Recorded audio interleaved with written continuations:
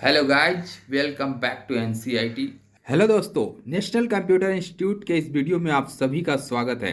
दोस्तों, आज की इस वीडियो में हम लोग टैली का बेस फाइनेंशियल अकाउंटिंग की एडवांस नॉलेज प्राप्त करेंगे। साथ ही आप लोगों को यह बता देना चाहते हैं कि इस चैनल पर Word, Excel, PowerPoint, Access, Tally, GST इत्यादि के beginners to advance video upload होंगे। इसलिए जो भी दोस्त इन सभी कोर्स की डीप नॉलेज प्राप्त करना चाहते हैं वे हमारे इस चैनल को सब्सक्राइब कर लें।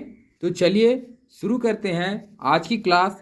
आज की क्लास में हम लोग फाइनेंशियल अकाउंटिंग को समझेंगे। फाइनेंशियल अकाउंटिंग को समझने के पीछे हमारा पहला और मुख्य उद्देश्य यह है कि आपके पास अकाउंट या अकाउंटिंग से रिलेटेड किसी भी तरह का कोई प्रश्न न रहे। साथ ही हम आपको टैली के बेस को समझा सकें। हमारा दूसरा उद्देश्य फाइनेंशियल अकाउंटिंग को पढ़ाने का है कि जो साइंस और आर्ट्स फैकल्टी के स्टूडेंट्स हैं उन्हें भी फाइनेंशियल अकाउंटिंग अच्छे से समझ में आ जाए, क्योंकि कॉमर्स के विद्यार्थी तो अकाउंट को पहले से ही समझते हैं, लेकिन साइंस या आर्ट्स के विद्यार्थी के लिए टैली को सीखने से पहले अकाउंटिंग और अकाउंट के नियमों को समझना बहुत आवश्यक है।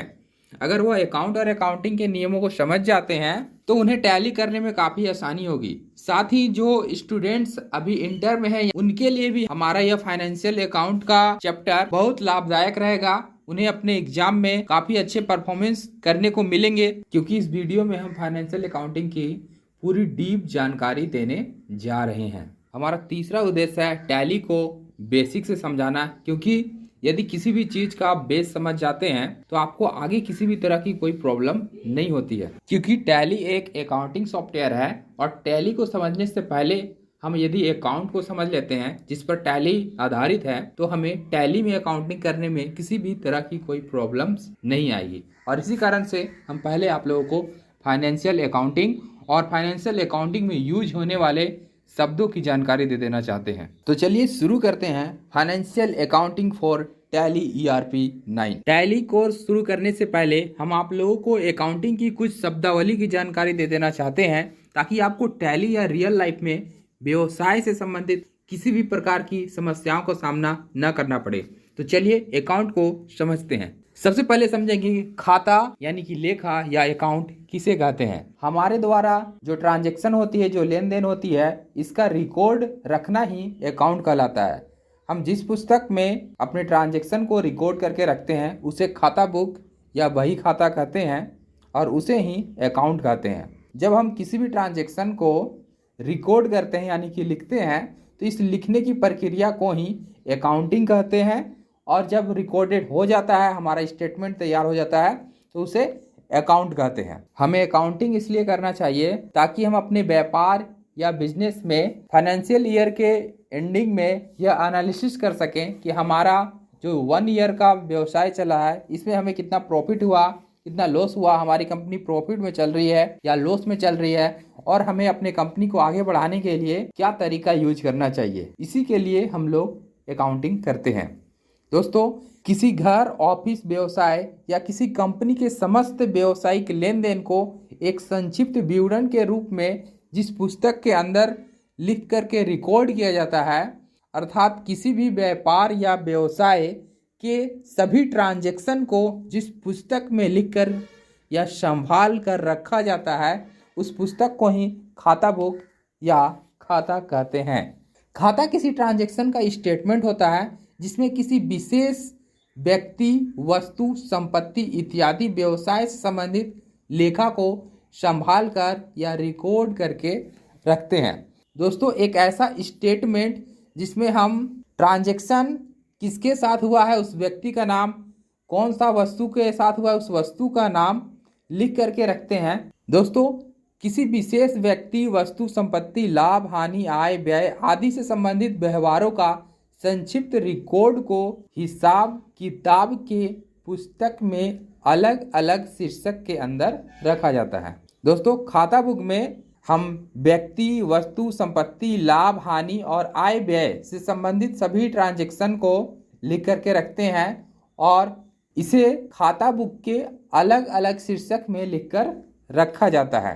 दोस्तों, मैनुअल अकाउंटिंग में सभी खाते के दो पक्ष होते हैं, एक पक्ष डेबिट और दूसरा पक्ष क्रेडिट होता है। डेबिट साइड और दूसरा जमा पक्ष यानी कि क्रेडिट साइड होता है। डेबिट साइड लेफ्ट की तरफ होता है और क्रेडिट साइड राइट की तरफ होता है। इसमें प्रत्येक खाते के ट्रांजैक्शन को तिथिवार यानी कि डेट वाइज तथा सिलसिलेवार यानी कि क्रमानुसार तरीके से लिखा जाता है। जैसे कि एक ही डेट पे अगर 10 एंट्री हुआ है तो सबसे पहले कौन सा एंट्री हुआ है उसे करते हैं, उसके बाद जो लेन देन हुई है उसका लेखा करते हैं। इस तरह से सिलसिलेवार तरीके से खाता बुक में सभी ट्रांजैक्शन को रिकॉर्ड किया जाता है। जब किसी खाते के नाम पक्ष में प्रविष्टि की जाती है तो इसे नाम यानी कि डेबिट करना कहते हैं और अंग्रेजी भाषा में इसका संक्षिप्त रूप DR यानी कि डेबिट होता है। क्रेडिट यानी कि जमा करना, जब किसी खाते के क्रेडिट पक्ष में प्रविष्टि की जाती है यानी कि एंट्री की जाती है तो इसे जमा या क्रेडिट करना कहते हैं और अंग्रेजी की भाषा में इसे संक्षिप्त रूप CR से निरूपित किया जाता है। दोस्तों, मैनुअल अकाउंटिंग में इस प्रकार से खाता बनाया जाता है। यह इंडियन ट्रेडर्स का खाता है जिसमें आप देख पा रहे हैं कि लेफ्ट साइड में डेबिट है और राइट साइड में CR यानी कि क्रेडिट साइड है। यह मैनुअल अकाउंटिंग का खाता है जिसमें हम लोग डेट पार्टिकुलर और अमाउंट डेबिट साइड का और क्रेडिट साइड का भी डेट पार्टिकुलर और अमाउंट को लिखते हैं। लेकिन टैली में इस तरह का खाता नहीं बनता है। यह हम आप लोगों को मैनुअल अकाउंटिंग के खाता को दिखाने के लिए यहाँ पर बनाए हैं। कॉमर्स के बच्चे तो इसे देख रहे होंगे और समझ रहे होंगे, लेकिन दूसरे फैकल्टी के जो स्टूडेंट्स हैं उन्हें समझाने के लिए हमने यह डेटा तैयार किया है। लेकिन टैली में आपको इस तरह का कोई डेटा नहीं बनाना पड़ेगा। टैली में खाता यानी कि अकाउंट लेजर को ही कहते हैं और लेजर में ही हमें एंट्री करना होता है और लेजर ऑटोमेटिक रूप से हमारे ट्रांजैक्शन का पोस्टिंग उससे संबंधित खातों में कर देता है। चलिए अब समझते हैं खातों के प्रकार। किसी भी बिजनेस या व्यापार में अच्छे तरीके से व्यवसाय को चलाने के लिए मुख्य रूप से 3 भागों में अकाउंट को बांटा गया है, जिसमें पहला हो जाता है पर्सनल अकाउंट, दूसरा रियल अकाउंट, तीसरा नॉमिनल अकाउंट। इसे हिंदी में पर्सनल अकाउंट को व्यक्तिगत खाता, रियल अकाउंट को वास्तविक खाता और नॉमिनल अकाउंट को अवास्तविक या नाम मात्र का खाता कहते हैं। चलिए अब समझते हैं पर्सनल अकाउंट किसे कहते हैं। वे सभी खाते जो किसी खास व्यक्ति, संस्था, फर्म, ऑफिस, बैंक या कंपनी के होते हैं वे पर्सनल अकाउंट कहलाते हैं। पर्सनल अकाउंट में उन अकाउंट का लेखा किया जाता है जो किसी खास व्यक्तियों या संस्थाओं से संबंधित होते हैं। पर्सनल अकाउंट के अंतर्गत डेटर्स, क्रेडिटर्स और कस्टमर्स के अकाउंट भी शामिल होते हैं। जैसे राहुल अकाउंट जो एक नाम है, यह हमारा कस्टमर या डेटर हो सकता है। गायत्री सेल्स एक कंपनी है। क्रांति ट्रेडर्स एक दुकान हो सकता है या व्यापार हो सकता है। बैंक ऑफ इंडिया एक बैंक है। गूगल अकाउंट एक कंपनी है। कैपिटल अकाउंट कंपनी के मालिक का अकाउंट होता है। तो ये सभी पर्सनल अकाउंट के अंतर्गत आते हैं। दोस्तों, पर्सनल अकाउंट को भी 3 भागों में बांटा गया है जो आप अकाउंट के बुक में नहीं पढ़े होंगे या आप इंटर में नहीं पढ़े होंगे, लेकिन इसकी डीप जानकारी हमें देना आवश्यक है ताकि आप किसी भी इंटरव्यू फेस करें, किसी भी तरह का एग्जाम फेस करें या आप अकाउंट से रिलेटेड किसी भी तरह के कार्य को करें तो आपको वहाँ पर ऐसा ना लगे कि मुझे किसी चीज़ की जानकारी नहीं है। इसलिए हम अकाउंट की पूरी जानकारी आप लोग को दे रहे हैं। तो पर्सनल अकाउंट के अंतर्गत जो 3 खाते आते हैं वह है natural personal account, artificial personal account और रिप्रेजेंटेटिव पर्सनल अकाउंट। चलिए अब इन सभी खातों को समझते हैं कि ये सब के अंतर्गत कौन कौन से खाते शामिल होते हैं। नेचुरल पर्सनल अकाउंट, इस अकाउंट में केवल व्यक्ति यानी कि पर्सन के खाते शामिल होते हैं। जैसे राहुल, मनोज, सोहन यानी कि जिसका भी नाम है, जो जीवित प्राणी है, उनका खाता नेचुरल पर्सनल अकाउंट के अंतर्गत रखा जाता है। आर्टिफिशियल पर्सनल अकाउंट, इस अकाउंट में सिर्फ कंपनियों के खाते शामिल होते हैं। दोस्तों, जितनी भी कंपनियां हो जाती है तो उन कंपनी के खाते को आर्टिफिशियल पर्सनल अकाउंट के अंतर्गत रखा जाता है। जैसे गूगल अकाउंट, जियो अकाउंट, ये दोनों कंपनी है। बैंक ऑफ इंडिया या बैंक है तो यह भी आपका आर्टिफिशियल में जाएगा। क्रांति ट्रेडर्स ये एक बिजनेस है। ABC लिमिटेड एक कंपनी है। तो इन सभी के खाते आर्टिफिशियल पर्सनल अकाउंट के अंतर्गत आते हैं। इसके अलावा है रिप्रेजेंटेटिव पर्सनल अकाउंट। इस अकाउंट में वैसे खाते आते हैं जो किसी व्यक्ति का प्रतिनिधित्व करते हैं, जैसे कि कैपिटल अकाउंट। कैपिटल अकाउंट मालिक का अकाउंट होता है, जो बिजनेस चला रहा है, जो व्यापार चला रहा है, उस मालिक का अकाउंट को ही कैपिटल अकाउंट कहते हैं और कैपिटल अकाउंट उस मालिक का प्रतिनिधित्व करता है, इसलिए इसके अंतर्गत कैपिटल अकाउंट आएगा। अब है रियल अकाउंट। इस अकाउंट के अंतर्गत वैसे गुड्स और असेट्स के अकाउंट आते हैं जिसे हम देख और छू सकते हैं, साथ ही महसूस भी कर सकते हैं। दोस्तों, गुड्स और असेट्स से रिलेटेड जो भी अकाउंट होते हैं वे सभी अकाउंट रियल अकाउंट के अंतर्गत आते हैं, जैसे cash account, furniture account, land account, building account, machinery account, vehicle account, computer account, stock account, goodwill accounts इत्यादि।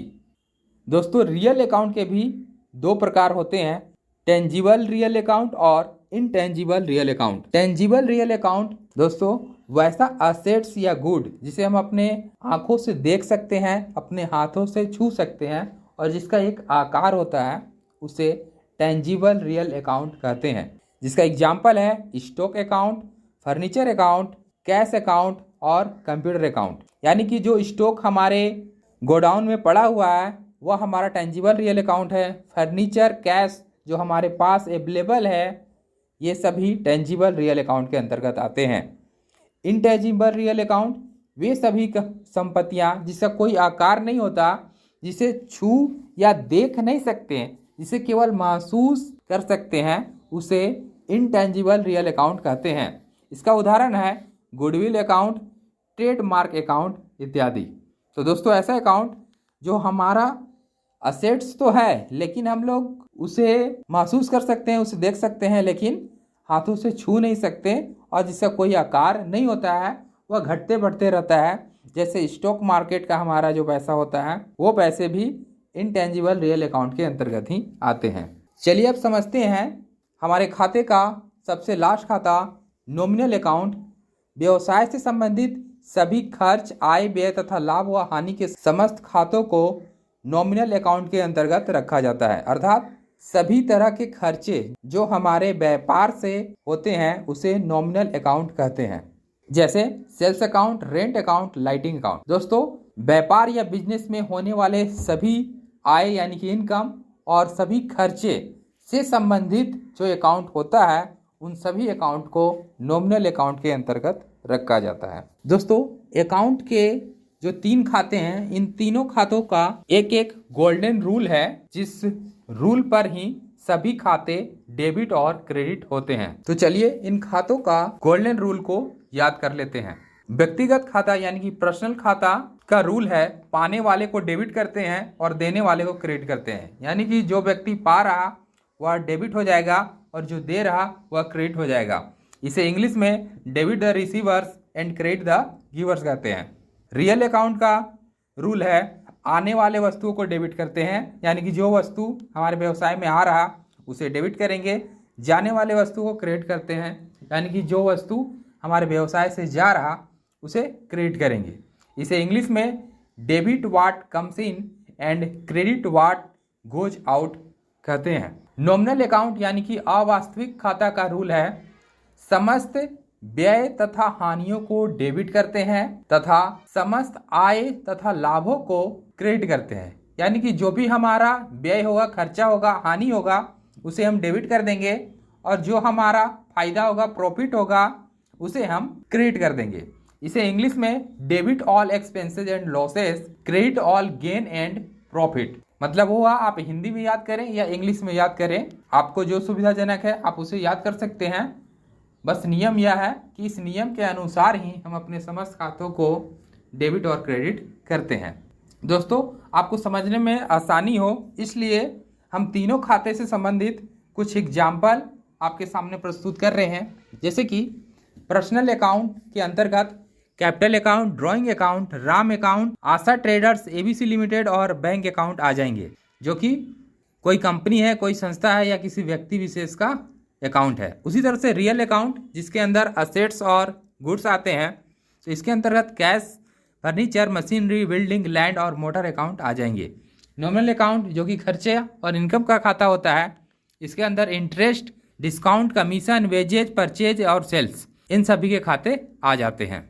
दोस्तों, आप सभी के लिए एक नोट है, अकाउंट के इन प्रकारों का नियम याद कर लें, क्योंकि इसके आधार पर ही आगे के मैनुअली और टैली का अकाउंटिंग किया जाता है। जो स्टूडेंट्स कॉमर्स पढ़ रहे हैं उनके लिए भी यह रूल फ़ायदेमंद है।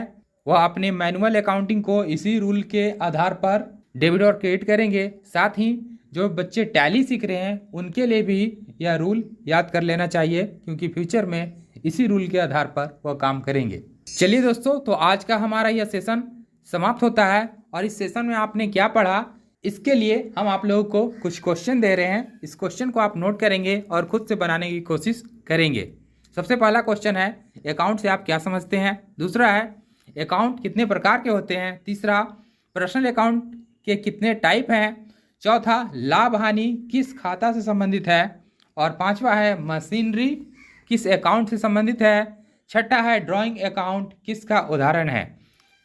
इसका आंसर आप कमेंट बॉक्स में भी दे सकते हैं, या आप अपने नोटबुक में लिखकर इसके आंसर दे सकते हैं। अगर किसी स्टूडेंट को इसकी आंसर नहीं आ रही है तो आप हमें कमेंट कर सकते हैं या हमसे जानकारी प्राप्त कर सकते हैं। तो आज के लिए इतना ही, मिलेंगे नेक्स्ट वीडियो में और भी अकाउंटिंग की टर्मिनोलॉजी को समझेंगे। जय हिंद, जय भारत।